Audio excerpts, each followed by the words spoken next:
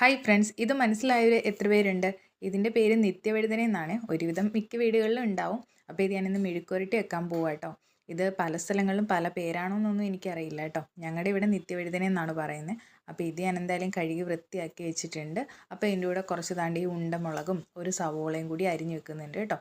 എന്നിട്ട് ഒരു പാനിലേക്ക് എണ്ണ ഒഴിച്ച് കടുകിട്ട് പൊട്ടിച്ച ശേഷം ഞാൻ കുറച്ച് കറിവേപ്പിലയും പിന്നെ നമ്മൾ ഈ നേരത്തെ അരിഞ്ഞ് വെച്ചേക്കുന്ന സവോളയും ഈ ഒരു മുളകും കൂടി ഇട്ട് കൊടുത്ത് ആവശ്യത്തിന് ഉപ്പും ചേർത്തിട്ട് നന്നായിട്ട് വഴറ്റി കൊടുക്കുന്നുണ്ട് കേട്ടോ.